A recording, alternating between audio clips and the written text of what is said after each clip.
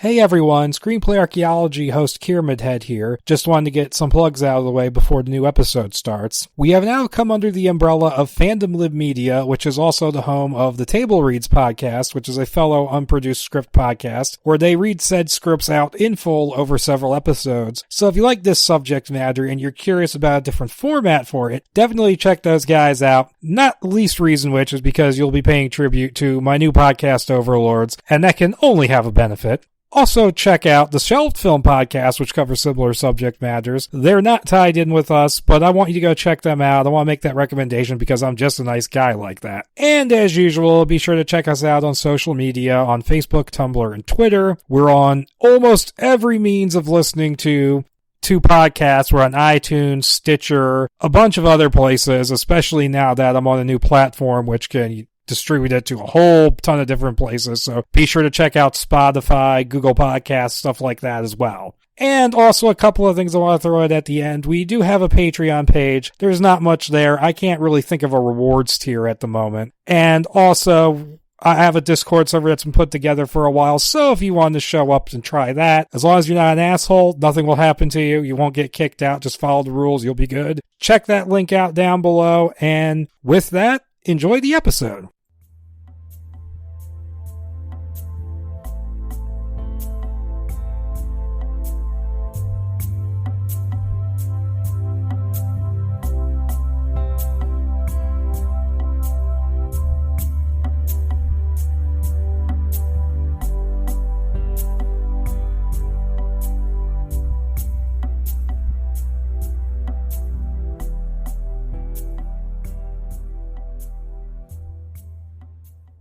All right, everyone. Hello and welcome to a new episode of the Screenplay Archaeology podcast. I am your host, KiramidHead. And I'm Joejira. Joining me for the first time. And tonight we're going to be talking about a script from the early 80s that was adapting the Gundam anime. But before we jump into any of that, I just want to I have to say this now because even though I've moved most of this stuff into the pre-recorded intro, there was a technical screw-up with the new podcast platform and Apple Podcasts, and so the show's listing on there got taken down, and so I had to resubmit it. So if you listen via iTunes or Apple Podcasts, please, for the love of God, you have to refollow. I did not disappear. Oh, that explains it, because that's how I first listened to you. Yeah, it just went blink. It went, oh, there's a problem with your feed. I'm like, okay, you accepted it like 3 weeks ago when I changed it, but whatever. Yeah, because I then opened up like the other, like one of the other apps you have your podcast on, and that's when I realized, wait, you did a Flash episode?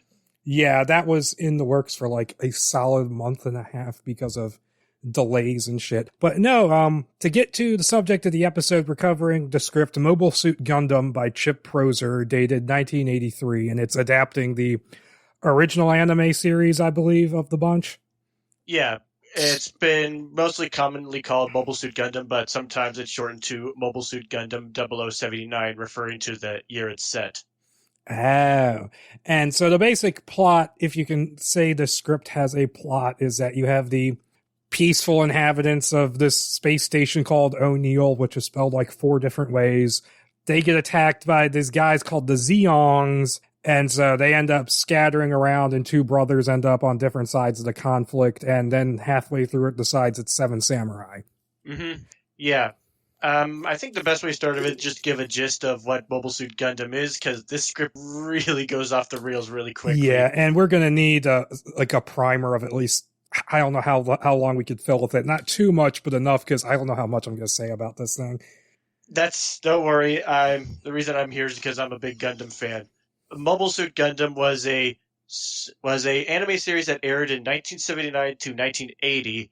Didn't do well first in the ratings, but through change of a sponsor and re-airings, it developed a status and is basically launched one of the longest-running giant robot animes of all time. I call the original Mobile Suit Gundam might actually be my favorite anime of all time. And the plot of it is basically it's the distant future called the Universal Century because we got rid of AD once we started living in space. And 79 years of colonization, some of the colonies wanted to declare independence from Earth, Earth says no. A new faction called the Principality of Zeon take over some colonies, and then war breaks out across the space and Earth. All right. And also the reason why Zeon wins at first is because they have this new form of weapon called mobile suits, which are giant robots. Earth Federation makes their own called the Gundam, and we follow Amuro Ray and the crew of a ship called White Base as they try to win the war. Okay, so that sounds like they took the basic gist of that and did their thing with it with this. Yeah. The background of this is that this was written around the time when the show was starting to gain like a following and good ratings for reruns. They decided to re-edit the whole show into 3 movies, and change some plot points to go with what the creator wanted to have. Yoshiyuki Tomino wanted from the beginning, but sponsors said no. And for me, that's the definitive version of watching the original show, is look up the films. It's called Mobile Suit Gundam, Mobile Suit Gundam 2, Soldiers of Sorrow, and Mobile Suit Gundam 3, Encounters in Space. Okay, so Fun fact. I was going to say it's a compilation movie of a show that actually works. Yes, it's because they actually rewrite and reanimate a lot of scenes. And also, fun fact I found out researching is that Chip Proser was hired to write and had an all expenses paid trip to Japan during the premiere of the third and final movie, which was 1983, which was from what I can get from box office, is that it was not only the most successful film of that year, it actually outdid Return of the Jedi when it was released around the same time. Oh, because I sometimes will come across trivia like that about Japanese movies, about how Godzilla versus Biollante got absolutely thrashed by Back to the Future Part 2. Yeah. Oh no, Japan loves Gundam, to the point we were going to get a fully working Gundam for the 2020 Tokyo Olympics. Wow. Yeah. That's crazy. Well, let's get started then. Yeah. It'll be the 2021 Olympics. Yeah, but it's supposed to also commemorate the 40th anniversary of the show ending. Oh. Yeah. 41st anniversary. We just gotta rub the dates off and pencil them back in. I say we just pretend all the bad things happened in 2020 never did, and just simply just went. And then and just pretend that it was just all just stuff that was delayed, just moved back to its supposed dates. Yeah, just erase 2020, just do 2022 next year. This script, man, this is just going to be me going, that's not in the show, that's not in the show. I think that person's in the show, because they changed a lot of the names. Yeah, I did. Before I got into when I was reading this, I just pulled up the TV tropes page and looked at the character list just to see who was in this. I'm like, if you kind of squinted some of the names, that might be them. Well, in what I found out looking up the script is that Proser actually forgotten what Amuro's name was, so that's why he's at least called Amuro. Oh, I didn't know that. Yeah, it's for most of my information came from an Anime's News Network article. Okay, because usually I went looking for information on this, and there was not a lot. Yeah, I can maybe go into a few more information as we go along. Yeah, give a little bit more background at first. And then we'll jump into it, because the future Gundam series, I'm guessing, are not that relevant to this.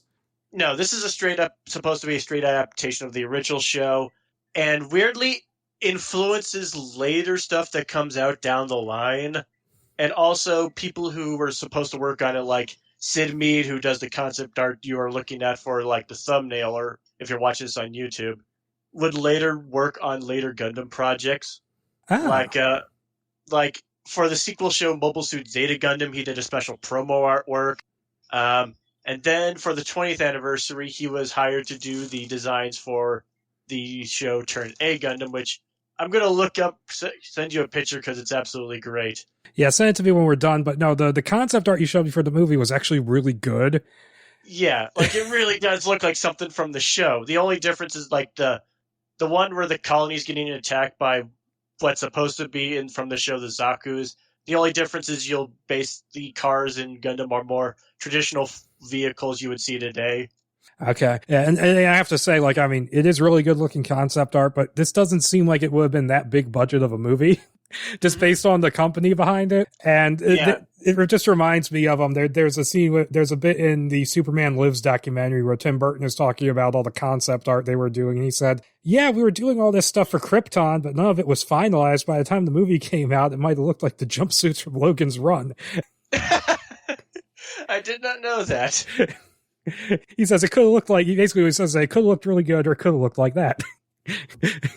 But okay, so let's, Oh, and also, the studio that was going to make this was Lionsgate. Not the Lionsgate we know today, a different one that was founded by film director Robert Altman. Yeah, that's just so funny that there's two companies called Lionsgate, because when you said Lionsgate to me initially when we were prepping this, I was like, the Jigsaw people?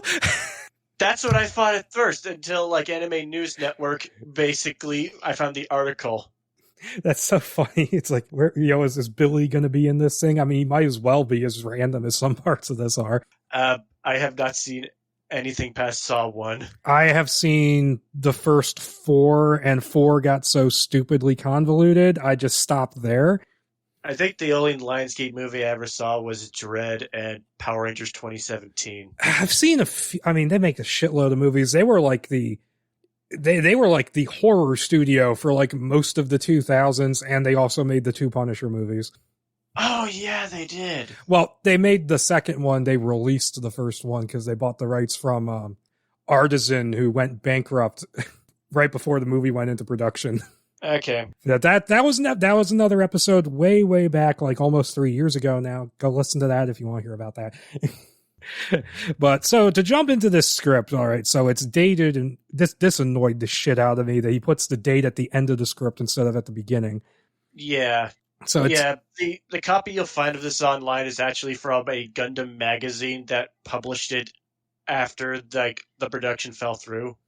Yeah, that's crazy. like they just, because didn't you say that? Yeah, well, we'll talk about how it fell through when we get done with the script, actually. Yeah, so I'm just teasing. I almost jumped into it too early. Yeah, but I just want to tease it to basically explain it if anyone who looks this up while listening. Yeah, it's dated November 12th, 1983, and I actually should say that I have another Proser script. I haven't fully read it, but it's a TV movie script for a sequel to Big Trouble in Little China.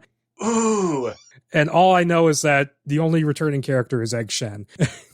Okay, I'll kind of start it off.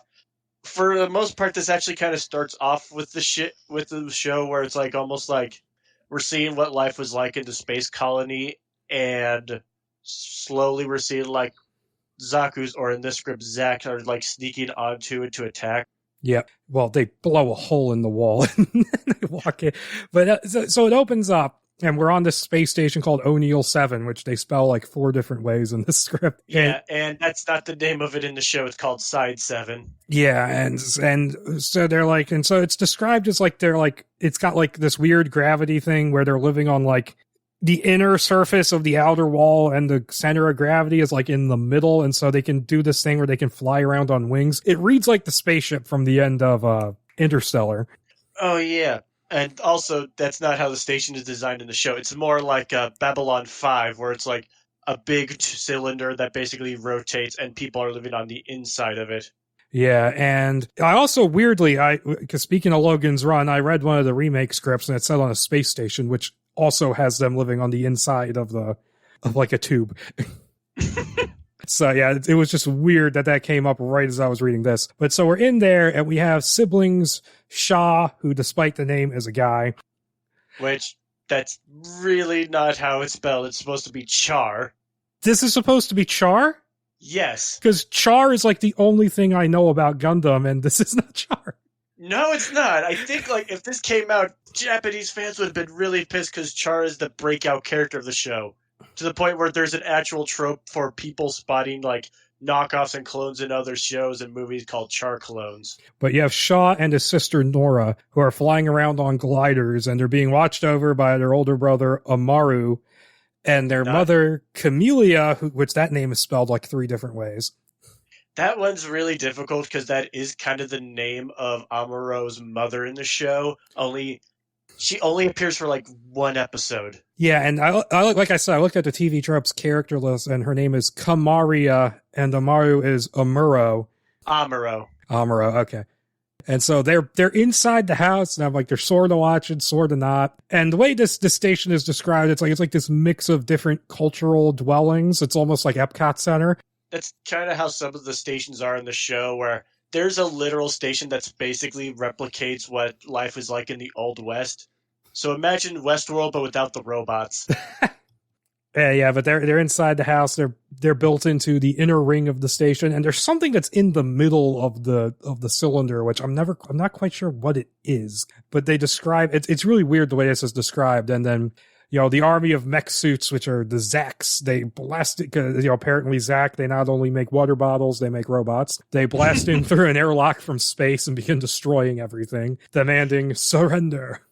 Which never happens in the show. They just simply are literally just reconnaissance. So they just open like a bay door that's big enough for them to go inside and spy to see if they could find the enemy mobile suit they got information they are building. And so, Shaw and Nora, they like fly off around the corner, and we don't see Nora again for like 30 pages. No one even mentions her for the longest time.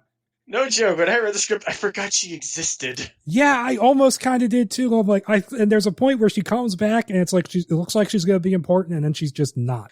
But so, and also forget, no, Char and Amuro are not brothers. They're actually kind of like mortal enemies or rivals. Yeah, and so because I was reading this, and I was like, oh, Char's not in this script. Apparently, he is. Yes. And so Amaru grabs a pocket computer, and by the way, they live in a Japanese house. Amaru grabs a pocket computer and a black box and runs out into the chaos looking for his father, riding a gyre unicycle. Okay, a Segway, basically. I think it's what the thing you see in the Colony Attacks concept art. Oh, and so he gets fired on by the Zax and nearly gets sucked out into space. There's a lot of nearly getting sucked out into space in this thing and being just perfectly fine. But gets grabbed and saved by his father, whose name is Tim Ray. Not Tam Ray in the show.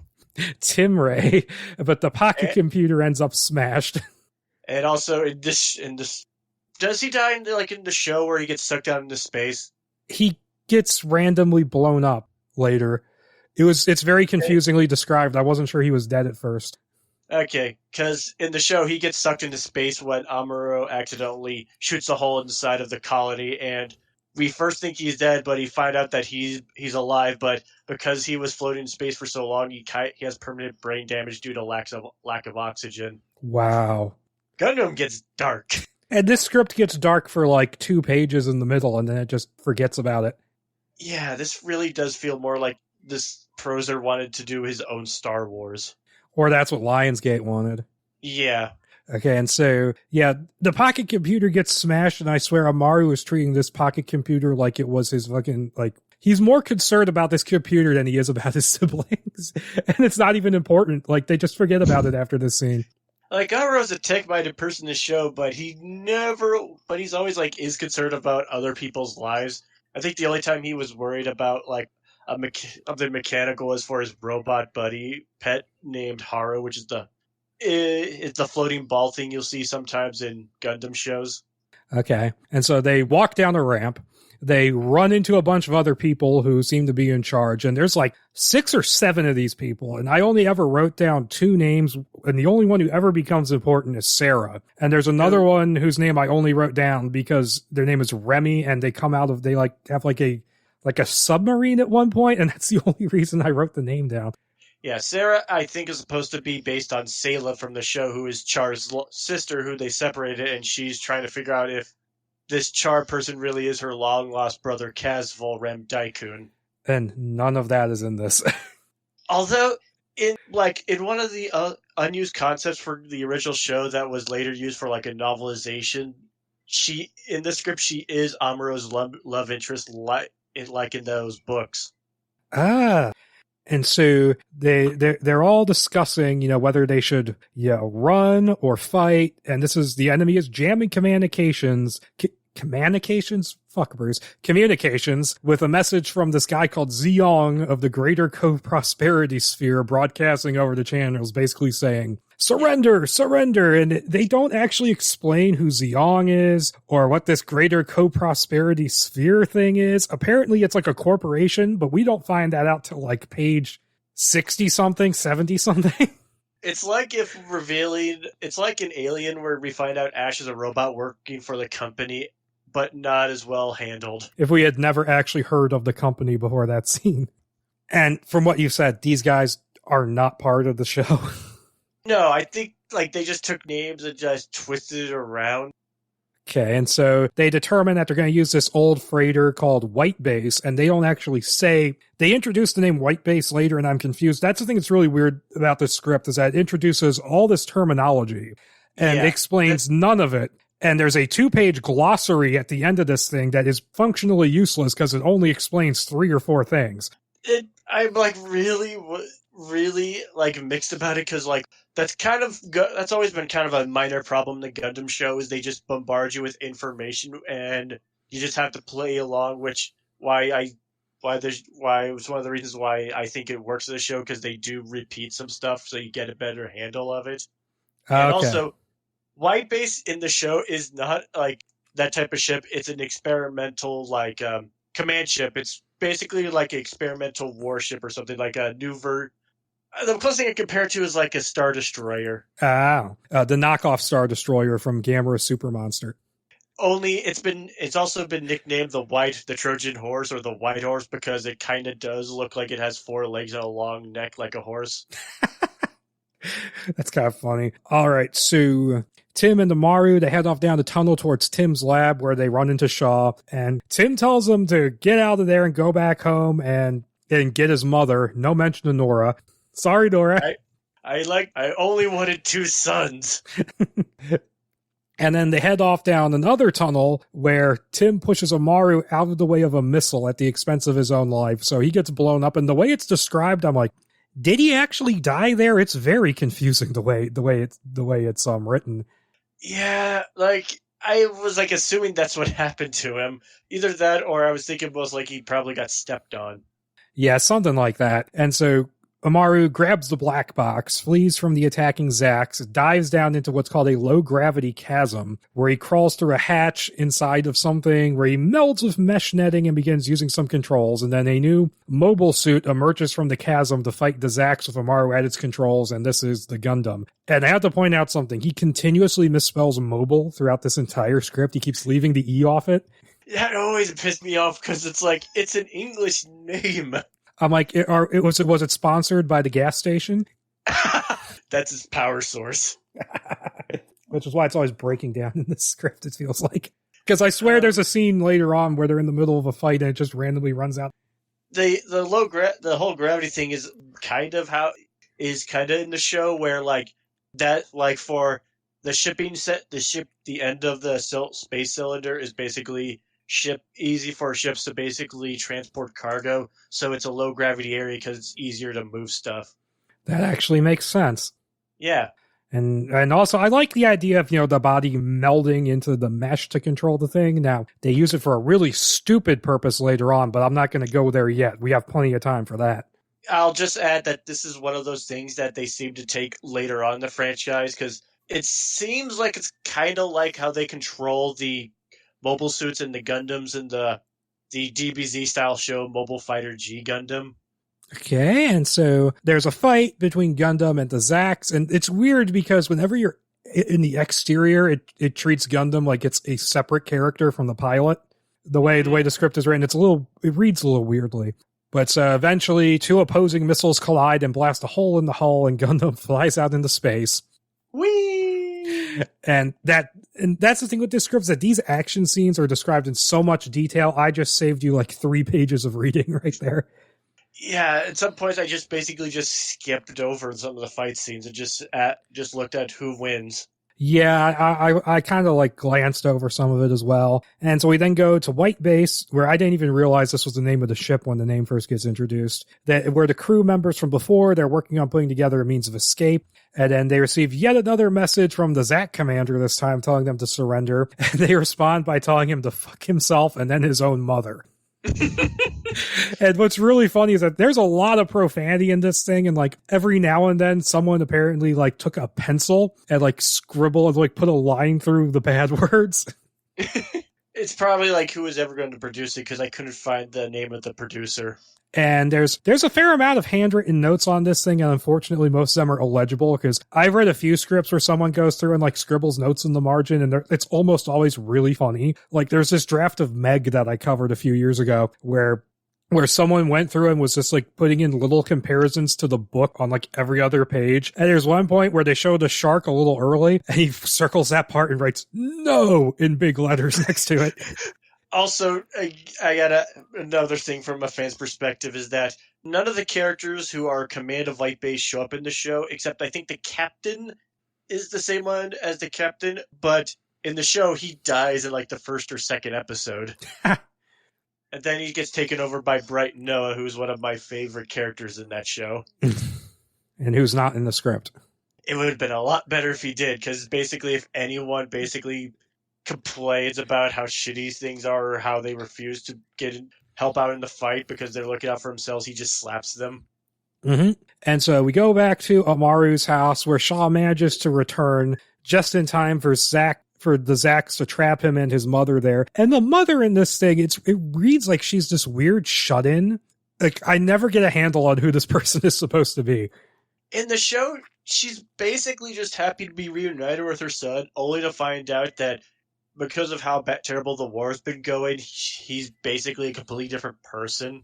Yeah, I gathered that much from the TV Tropes page. And so a lieutenant emerges from one of the suits who never gets a name. He's a somewhat significant character in this, as significant as anyone is. And he's only ever referred to as lieutenant or lieutenant wearing black. It would have been really funny if it was like someone from the actual Xeon side of the show. Like there's Garmazabi, who's the pretty boy with purple hair, or Giran Zabi, or as I like to call him, Nazi Mike Pence. So he starts asking where Tim is, and he's not believing Camellia. And see, I start spelling it multiple different ways at this point when she says she doesn't know. And the crew at White Base is wondering the same thing, all while still trying to escape. And so we then go back to Gundam, where Amaru has hidden inside the debris field while the Zacks look for him. And then this weird shit happens where his father appears on the screen scolding him for using Gundam. And then Amaru quickly realizes that this is just a program. And then the image of his father tells him to believe in himself before fading out. So basically his father created like a Jor-El crystal version of himself to tell his son, fuck you, and then be like, oh no, believe in yourself. You've been a bad boy. You get into my robot. Have fun. And then this AI keep using the AI for things. Like they use it later on, and it's like, okay, this is still a thing. And so he then launches the Gundam into action, firing on the Zack mothership and distracting them long enough to buy the White Base crew time to take off. And this is just a long, long action scene. And I think we've actually gotten to page 30 by this point, maybe a little less. Yeah. So basically nothing has happened in this script other than shooty. Basically, we're still going through the events of the first episode. Okay. When in the compilation movie, that's like 10 minutes at most. Yeah, and so the fight continues. He's fighting through the army of Zacks to reach the retreating White Base. And there's like a thing where like he goes back inside and then comes back out again, which I wasn't real clear on. And then the crew, and then he burns out his fuel in the process and clings to the fleeing ship as it flies off. Like, you burned out your fuel that quickly. This is kind of a shitty robot. Yeah, that's something they never really explained. From what I remember from any of the show, or at least the main timeline Universal Century shows, where the Gundam has ran out its power, it usually just gets damaged to the point where it just can't work anymore. Yeah, that sounds like that sounds like it would make more sense.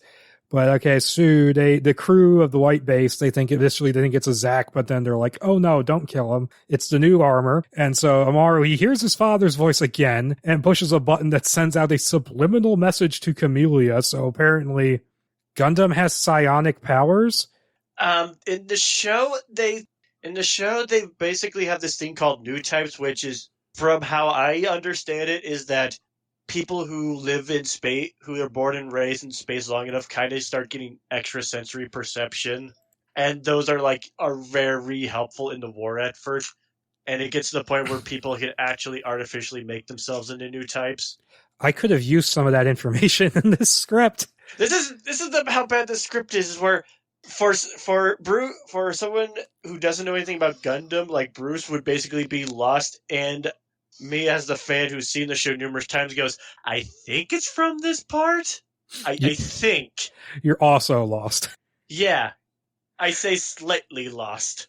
And she receives it, and she gets a call on her screen from Zeong, who has taken over the station. And he asks her where Tim is, and when she says she doesn't know, he has the lieutenant carry Shaw off and recruit him into the Legion, where Nora has been taken as well. So they're basically indoctrinating kids to be their soldiers, which sounds like it's thematically the most Gundam-like thing. Mainly for shows like Gundam Wing, because in the original show, it's basically just a bunch of refugees who are just trying to escape. And then later, about probably the first third or maybe the first fourth of the show, they basically drop off and it starts becoming ship is filled with new crew members who are actually part of the military. Okay, but it fits in with the whole war is hell concept. Yes, absolutely. Yeah, the script, this is the 30-page mark, because I remember thinking, oh, Nora finally showed up again. And so, the script almost does something really interesting with this whole concept of the Legion and the way they recruit the kids and stuff like that. And the idea of the two brothers ending up on these sort of opposite sides of the conflict could have been really interesting, but the script never makes anything. Yeah, I'm trying to think if they ever done that in a Gundam show. From the best of my knowledge, it hasn't, although I could be wrong. So it kind of fails at adapting and fails on doing its own thing. Yes.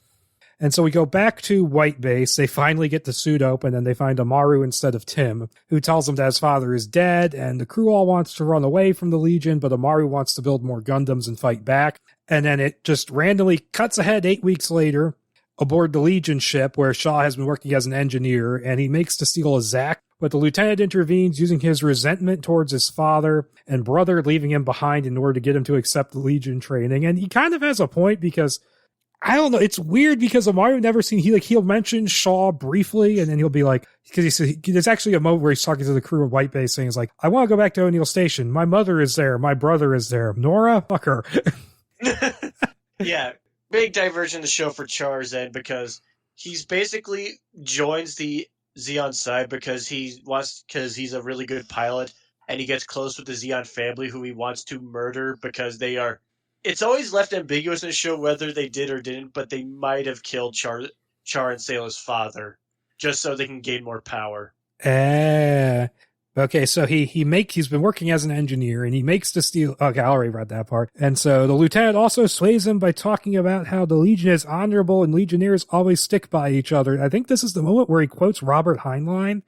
Yeah.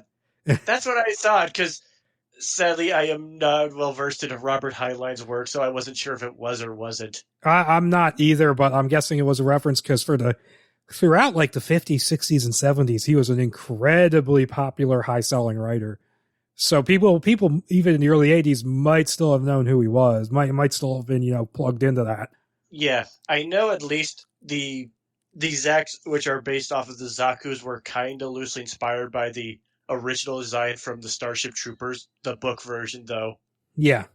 And so Shaw, Nora, and the other children recruits, they continue their training via simulations, and Shaw does really well, climbing the ranks under the lieutenant's mentorship. And this kind of student-mentor relationship between him and the lieutenant also could have been interesting, and it just barely touches on it.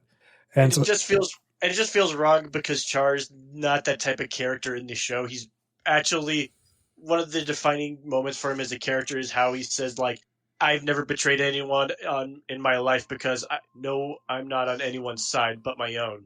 Yeah, I mean, now that I know that's supposed to be Char, I'm like, oh, wow. Yeah.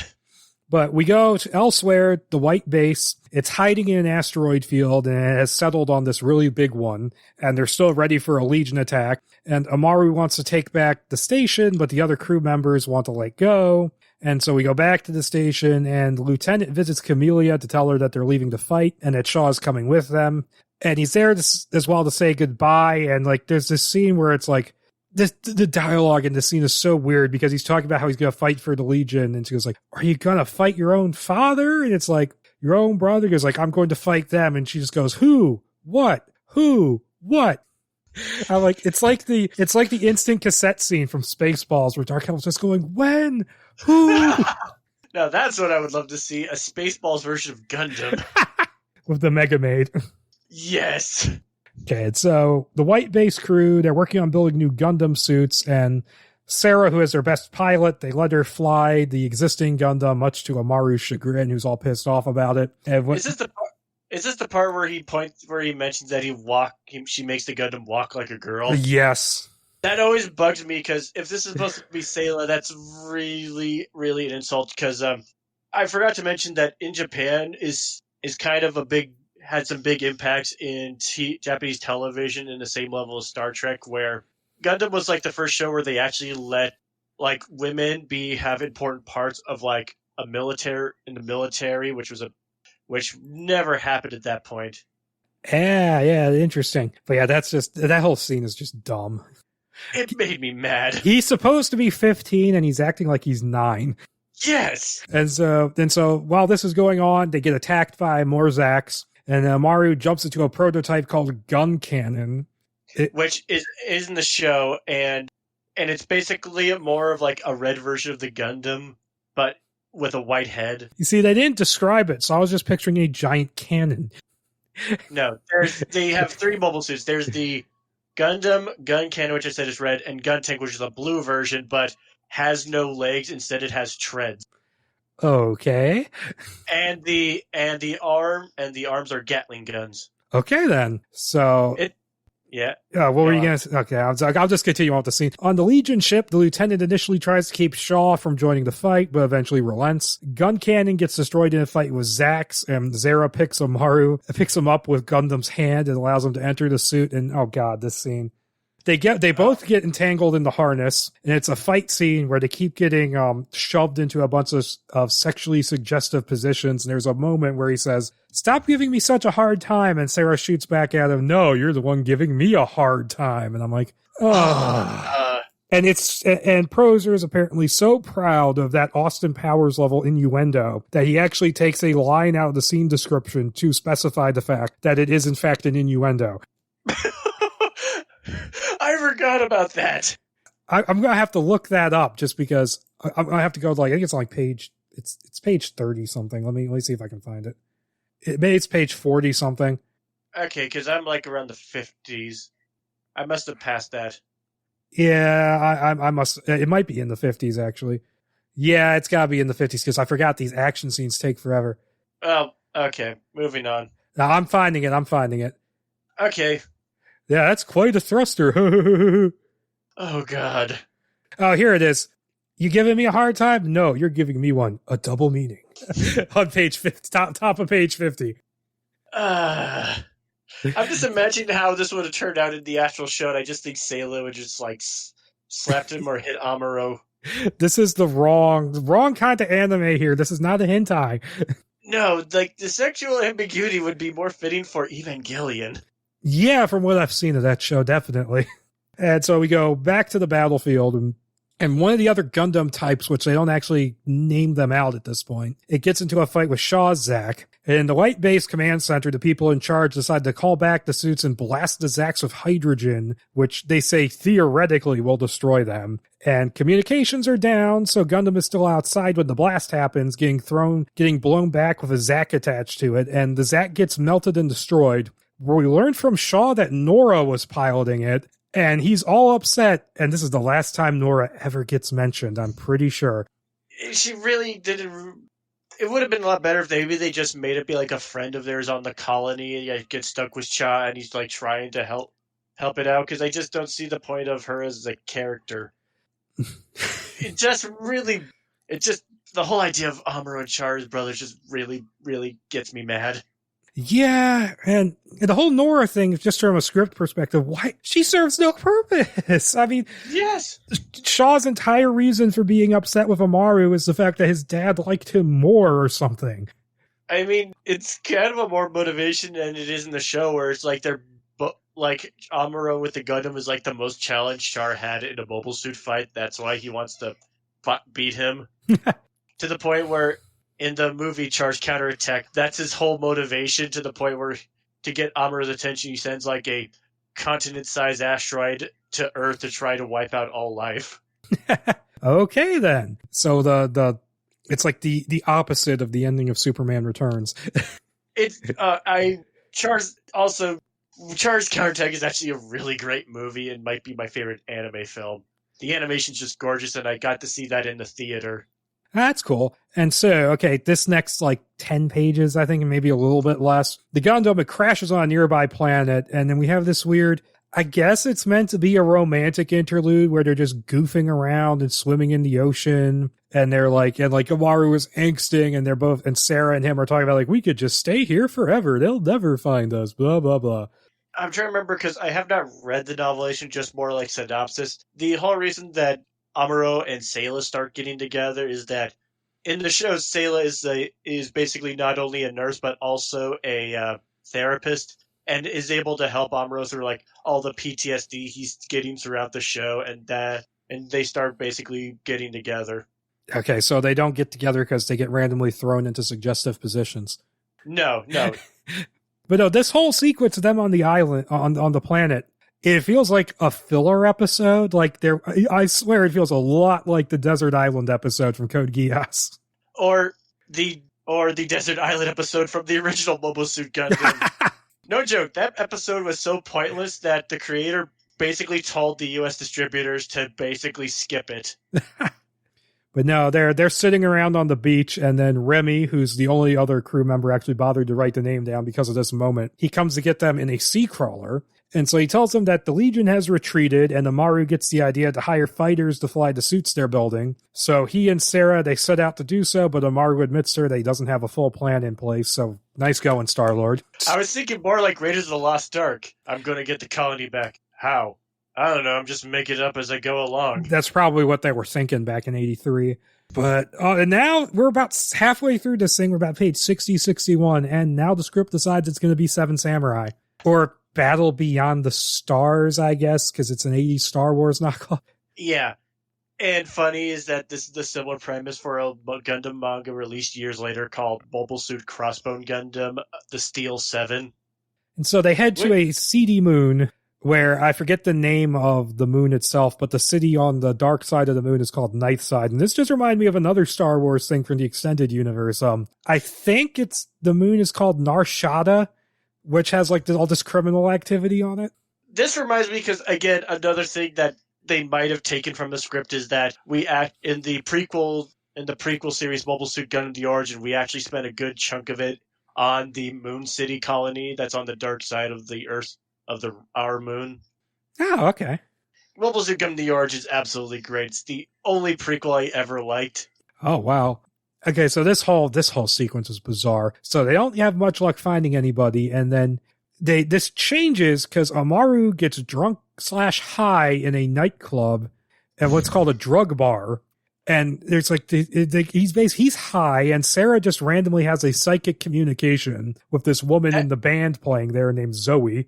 Which I said earlier, maybe supposed to be a reference to the new type abilities in the show. Yeah, they don't explain that here. And see, she used to operate a suit for the Legion, so they don't want to recruit her, even though they end up doing so anyways. And Sarah apparently taps into some memory she has of a guy called McNabb. And so Amaru and Sarah go to meet him at a 3D baseball game, where they convince him to help by lying to him about Tim still being alive, tricking him with one of the simulations, and then Sarah's flirting with him pretty hardcore here. And while this scene is going on, they describe in agonizing detail the baseball game. That is something I found from the Anime's News Network article about it, is that the writer actually, during his trip to Japan, he got to get free tickets to a baseball game, and he just had a great time watching it. He literally just put that in the book, in the script. Yeah, but I'm like, my God, you could just say they're playing baseball. You don't need to give us a play-by-play. It reminds me of. Have you read the? I'm not sure if you done. Did you episode of the script of the Shazam movie from the writer of Princess Bride? No, but I know what happens in it. Yeah, the really long baseball scene. I know the Table Reads guys did it. Yeah, they did it, and I've listened to their thing, and I'm partnered with them now. So yeah, there was a whole baseball thing in that script. I forgot about that. Yeah, so they just flat out lie to this guy. And so he takes them to the locker room to look for more recruits. And so they pick up an over-the-hill pitcher named Lee in the training room, and they prey on the fact that his best days are behind him and that he could use the work. Yeah, you want a baseball player to pilot your war suit. Got it. I got it, guys. We basically should get Babe Ruth to help us win World War One. I'm like, at this rate, you should just get the kids from the Sandlot to help you out. They probably do better. Oh, that part of me really wants to watch that movie because I would love to see how dumb it goes. And they then find and recruit a gunslinger named Vaughn, who makes a living with virtual reality gambling, and is on the run after killing a Legion sergeant during a bet, because the guy's like, no, let's do it for real. No safety nets. I'm like, you're an idiot. Oh, yeah, his name's Vaughn. Sorry, I'm mixing up my giant robot animes. There's an actual, in the series Gun Next Door, the main character's name is Vaughn. And McNabb then says they need a trackman, whatever that means, and has someone in mind, so he and Amaru head to a war zone on the planet Ariel to find a tank driver named McCoon. So I guess, this other Gundam they want him to drive has the tank treads on it, like you mentioned. Yeah, gun tank. And he agrees to go with them because the war is over as soon as they arrive, almost. And I think there's even more like just profanity in the scene where they're sitting in a bar with him. And so the group, they're getting ready to leave Nightside when Amaru and Sarah receive invitations to the Zeong Palace, which is also on this moon. And none of the others did, so they figured that Zeong hasn't figured everything out. So they head up there, they run into Zoe again, walk past a dining room where Camellia in a holographic mask, but Amaru still recognizes her, debates with Zeong, who is only present in hologram form, so he's, palpatining it up. And isn't this where the script describes the whole ball like it's a Sid Mead like design? They might have, yeah. And it makes me wonder if that's how they were able to get Sid Mead to do like the concept art. Yeah, that's possible. Because Sid Mead has done a lot of incredible stuff. Like I think he worked on Blade Runner. So. Yes, yeah, that's how I first heard about him.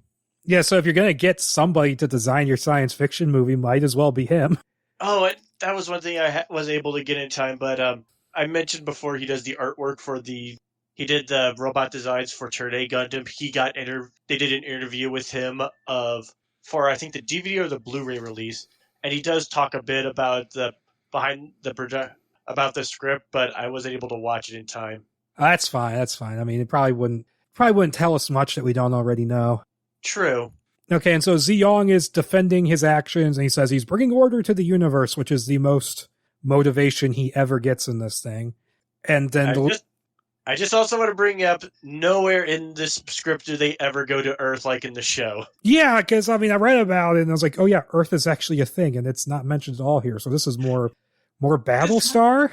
It still makes me think of Star Wars. This makes me think of it's not so much of Star Wars, but all the Star Wars wannabes, there's probably some of those which are just better movies than this would have been, like Star Crash.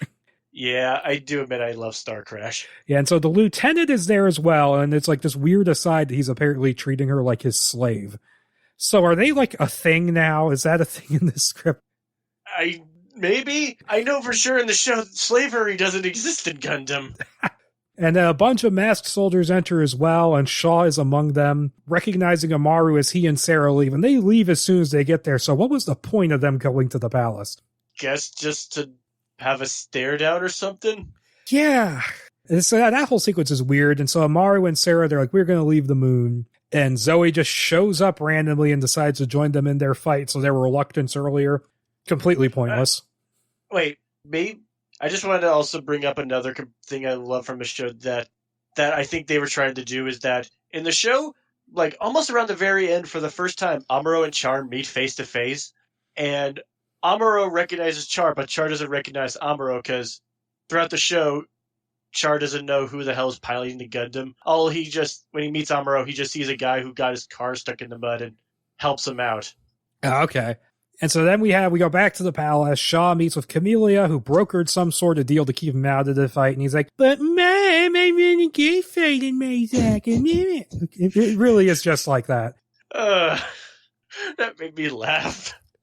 And then we go back to the shuttle where Zoe finds a tracking device on board. And so they get pursued away from the moon by 4 Zacks who are following them. And they get tricked into crashing into a different asteroid and destroying themselves. And then a single Legion scout ship remains because they pass through like a weird, like a nebula or something. And so it's scouting past the nebula.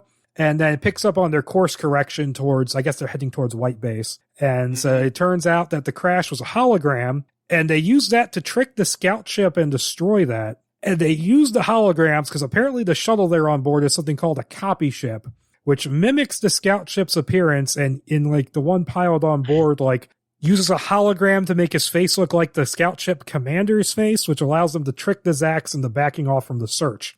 That's something they kind of do in the show.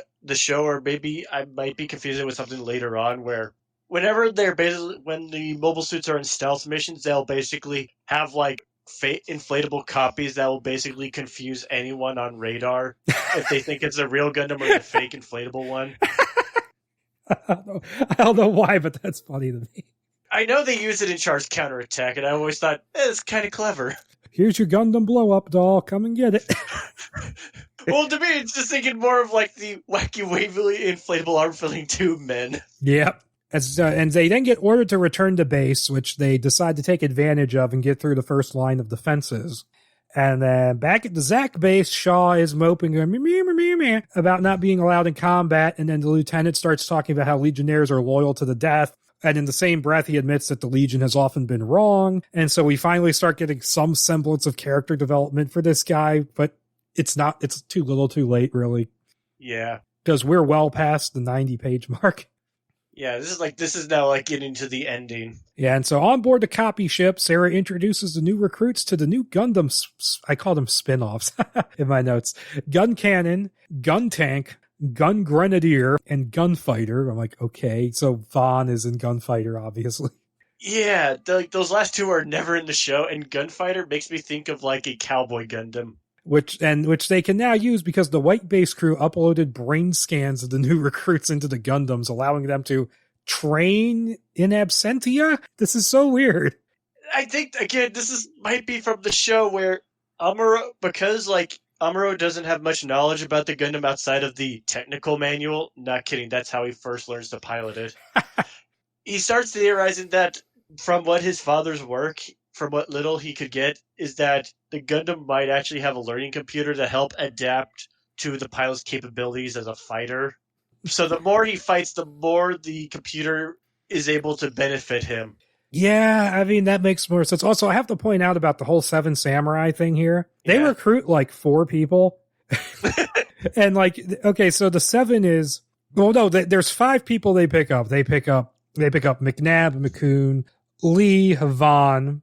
And so those are the 4 people who pilot the other Gundams. And then you have Zoe, who stays on the ship, Sarah, who stays on the ship, and Amaru. So they don't even recruit 7 people to help. They just count the 2 people they already had as part of the 7. So this is not even a great 7 Samurai wannabe.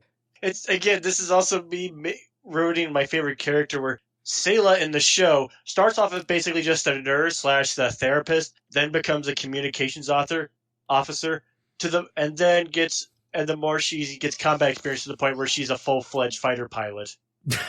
And here she stays on the ship, and she's the commander, but she's in a command position, but at the same time it's kind of like she shouldn't even really count as one of the 7. Yeah, she basically has the role of, like, in the show there's a character named Mirai who's the one who pilots the ship, which always made me laugh because in the original show, for some reason, they decided to replicate all old sailing ships. So the controls for controlling White Base are literally a steering wheel. Okay, and so they basically force the the new recruits into helping by showing them that they're now surrounded by Zax. And then we get like 3 different scenes of the recruits basically flat out expositing about why they're okay with fighting. And I didn't even bother to write any of the motivations down. Like one of them considers, fighting like his art form. And the other one is just kind of like, what the hell? I got nothing better to do. And I think one of them, like, I don't even know what I can't even remember what McNabb's motivation is. I don't really care. If I remember, like, some of the characters' motivation in the show is just that if this is like in the show, it's to a point where they're literally just see each other as family to the point where they'll cover each other's backs. And most Seven Samurai knockoffs bother to establish this stuff early. Yes. Yeah, so it's like, not like right before it's about to end. All right, and so we get scenes in a blah, blah, blah. Okay, so they then begin their assault on the Xiong Plateau, because apparently their base is on a plateau now, and the fighters drop in. Zoe stays aboard the ship and operates a Waldo station where she's basically dropping explosives, and Sarah is the commander on the ship. And so Zoe controls a few Waldos that bury underneath the fortress wall, and the suits maintain the fight, and there's this whole thing about how the Waldos are going out of control, but it just makes the thing like a page longer. And so Gunfighter gets destroyed with Vaughn inside it. Gun Grenadier gets severely damaged, but then Zoe finally gets the Waldos into position and blows open the wall, allowing the Gundam suits inside, and the fight rages on. McNabb, I think, makes a heroic sacrifice with Gun Cannon to get Amaru and Gundam inside because he gets swarmed by the Zax, and it's not really clear if he makes it out or not. One other nitpick I can say about the show is that the Zax there's really not much difference from the Zax, like aesthetically. Like in the show, you would get like I'm not kidding on the name, the Goof, which are like these more spikier and faster versions of Zaku's, or my favorite design, the Big Zab, which is a giant walnut with long legs and a cannon on the front. And I'm not joking, because that's the whole existence is a joke. Like one of the bad guys is piloting, going, "Really? We could have just simply got more Zaku's, but you just gave me a giant gun with legs." That's pretty funny. Yeah. Okay, so Gundam gets inside and fights its way to Xiong's office, where we get the big twist. One of a couple, where it's revealed that Xiong is just a holographic projection of the computer programs that run the larger corporation. And Xiong is in the middle of a big speech trying to win over Amaru when a red Zack shows up and destroys the computer, which effectively ends the battle, but the Zack insists on chasing down and fighting Gundam for personal reasons. Obviously, it's Shaw, but it takes forever for the script to say so. It made me just go, wait, so Xiong is basically GLaDOS from Portal? That'd be pretty funny. That would be funny. Well, I mean, GLaDOS is the AI in charge of the Jaegers in Pacific Rim, so. I forgot. Also, another thing they changed in this is they made the Gundams like a lot taller, like to the size of the Jaegers in Pacific Rim, where I think in the show they're basically like 18 or less meters tall. Yeah, so the fight goes on, and the Zack blows off of Gundam's arms as well as the head sensors, leaving Amaru effectively blind. And he still manages to damage the Zack irreparably, and the Zack's head ejects before the explosion happens. And Amaru exits the Gundam entirely. And so Amaru and the Zack pilot end up fighting with swords on the ground, only for Amaru to realize his enemy is Shaw. And there's some weird reveal that... Oh, wait, go on. This is basically how the finale to the series and the show is only... It's not a red Zack. It's actually another different variation where it's basically one that can literally detach its limbs off and attack that way. And that's how Char is able to beat up the Gundam, by literally just detaching the head and just basically shoot it like crazy. Yep. And so we go to... And so there's this reveal that apparently Camellia somehow planned all of this as a means of destroying Xiong. I like to think that she really had no idea. She's just like going, yes, it was all my idea. Yeah. I'm not even kidding. This comes out of nowhere. Like, it's just like, Shaw's just like, oh, mother did all this, blah, blah, blah, blah, blah, blah. And then it looks like they're about to start fighting again. And then this is a weird cut. It just cuts to Camellia, who's back on O'Neill Station. And it tries to fake you out into thinking that one of the brothers is dead, but no, they're both alive, because apparently they didn't actually fight, so that whole buildup was for absolutely nothing. That's how the show ends, where basically the Zeon, like, last stand is in an asteroid, it starts blowing up, and everyone thinks Amuro didn't escape in time when it turns out he actually did. He was just unconscious or something for a bit. Also, I just want to bring up that it's my favorite moment of the show where Char does like one of the greatest headshots ever when he basically finally kills like the last surviving member of the zombie family. Oh, it's too bad none of that's here. I'll show you the clip when we're done recording. All right, so and O'Neill returns to its peaceful existence with apparently Amaru and Sarah have kids, and I think Shaw might have a kid too. Which never happened in the show, sadly, because in the show continuity, Amuro and Sayla never got together, and Char kind of becomes a surrogate father figure for the main character in the sequel show, Zeta Gundam. Ah. And then the last image is of Gundam standing in a park with plants growing over it, and I'm like, so it's now the robot from Castle in the Sky? That would be funny. That's how the series Mobile Suit Victory Gundam ends, basically. But they kind of like put some protective coverings over it in case they ever need it again. But here it's just like, oh, we might need it again. Let's let the plants eat it alive. So yeah, that's the end of this script. It's really boring. Like, I mean, it's impossible to give a shit about anything that happens. And as a Gundam fan, it just really is just like confusing because you're trying to figure out, okay, what, like outside of like a few stuff, where did you get the rest of this from? Yeah, it's just a bizarre mishmash. And so from what I can't even really sum this up anymore. It's basically like 9/10 of it is overdescribed action and a whole bunch of stuff I don't know what the heck it's talking about, and then Seven Samurai, and then it's over. Okay, can I now talk about what happens after? Yeah, I was about to ask you that, yeah. Okay, basically, from what I could find there's a video that does touch up upon this. I forget the YouTube name. Just look up Live Action Gundam Odyssey, which discusses the history of live action Gundam adaptations. But basically, this version of Lionsgate found out that was told by Bandai and Sunrise, no, you don't have the rights to do a live action Gundam. We never even gave you permission to do the script. So instead of paying the actual fee it would get to make this movie, they just simply handed everything they had up to that point over to Sunrise, which is why this script got published in a Japanese magazine. And then as the years passed, Sunrise decided to try to do numerous attempts of Gundam in the U.S. again. One of those, first one is a really bad TV pilot called Doozy Botch, which is more for SD Gundam. Oh. The show didn't get picked up because it's basically doing the Power Rangers Captain Planet thing where these 5 high schoolers become like superheroes by basically transporting their minds into robot bodies. And one of them is a black kid in a wheelchair, and he unfortunately is stuck with Gun Tank. And then, I'm not kidding, that's basically what happens. Okay, this show... Yeah, I can see why it wasn't picked up. Don't believe me, it's on YouTube. Doozy Bots. Well, that name probably kept it from getting picked up all by itself. And then, later on, for the 20th anniversary, they decided to actually go through with a live-action Gundam film called G-Savior, but they didn't...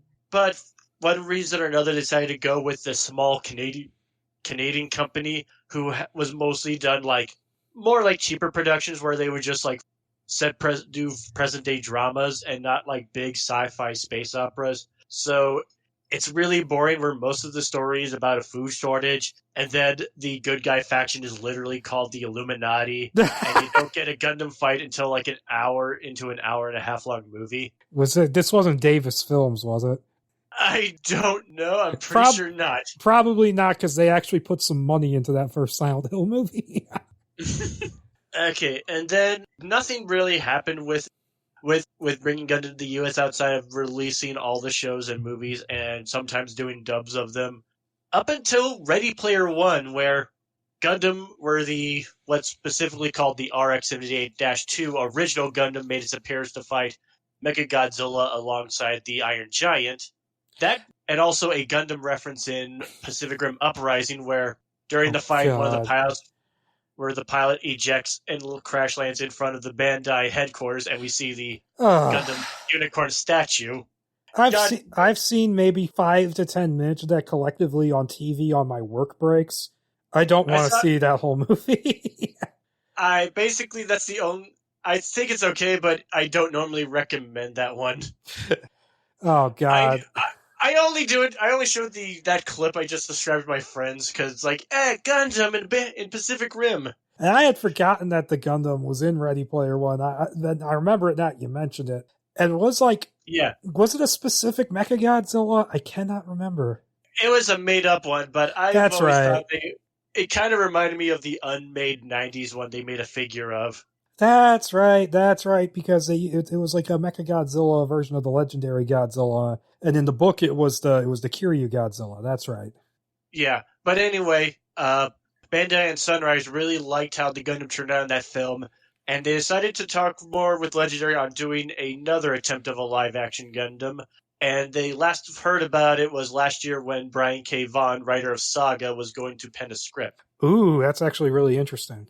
I was going to read Saga before this recording to give my thoughts on whether or not he could pull it off. I've not read much of his work, but a lot of these comic book writers are really good. So yeah, I really do hope that, unlike this first attempt, I would really like if they can go maybe do a mashup, do its own universe, but maybe take some stuff that was from other shows and movies. Yeah, like I suppose. Movies. Like, just take what he thought. Like, I just basically do the Star Trek 2 Wrath of Khan thing, where he just like watched a good chunk of Gundam and went, I like this, I like this, I like that, and then I'm going to try to make it all work. Yep. Anyway, thanks for having me on the show. Yeah, that was good. And so that was Gundam. Not a good script, sadly. Who knows what I haven't figured out what I'm going to be doing next. So I won't announce it here, but just remember, iTunes listeners, you got to check the new listing. And until next time, guys, bye. Bye.